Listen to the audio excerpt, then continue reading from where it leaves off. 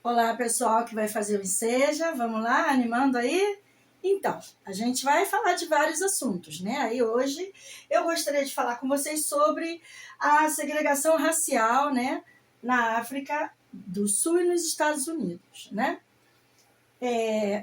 Vou falar das duas coisas de uma vez, porque são assuntos parecidos e aí fica mais fácil para você estudar, beleza? Então, em todos os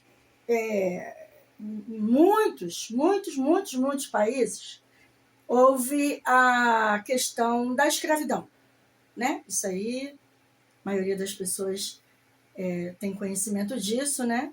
O Brasil foi o último país do mundo a libertar os escravos, mas uma questão que a gente deve observar quando trata desse tipo de assunto é que uma coisa é a abolição, né, da escravidão no papel. Outra coisa é ela de fato. Assim como as leis, né? A lei no papel é uma coisa, agora ela ser cumprida, respeitada, é outra coisa. Então, lá nos Estados Unidos também teve a questão da escravidão, que durou bastante tempo, né? E quando acabou a escravidão, eles começaram a separar as pessoas negras das pessoas brancas, né? A convivência, tá? Na África do Sul, o que aconteceu foi que houve a colonização e uma minoria branca que vivia na África do Sul dominava a maioria negra, de 70%. Domina pelo conhecimento. Por isso que eu falo, conhecimento é poder. Domina pelo conhecimento. Porque lá tinha muitas riquezas, mas as pessoas não tinham conhecimento para explorar as riquezas. Então, os colonizadores foram lá explorar e ficaram lá.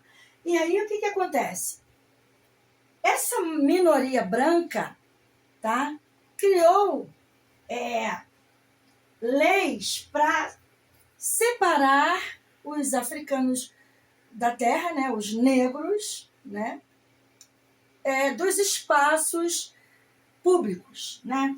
Então, hospitais, praias, escolas, vários lugares eram proibidos para negros, ou tinha que ter passe para passar por aqueles lugares ali, e eram inferiores, né? Eles foram separados em lugares chamados bantustões, tá?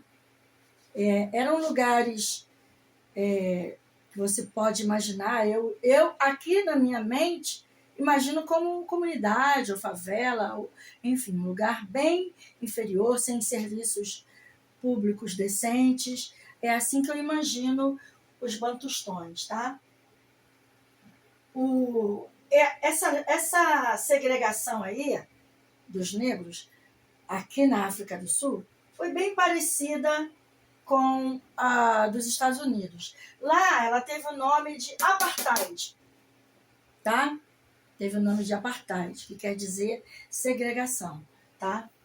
E aí um cara chamado Nelson Mandela, né, lutou para acabar com o apartheid, com essa segregação, com essa separação, né? Porque o que acontecia é que os negros dos bantustões, eles eram estrangeiros em sua própria terra, tratados como estrangeiros, sabe? Não podiam frequentar determinados lugares sem ser expulsos.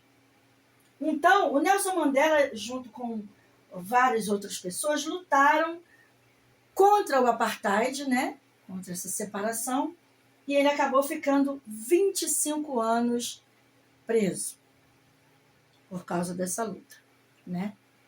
O bom da história do Nelson Mandela, né, o que é bacana na história dele, é que ele ficou esses 25 anos por lutar, e ele acabou saindo da prisão para se tornar presidente da África do Sul em 1994. Isso que é um final feliz, né?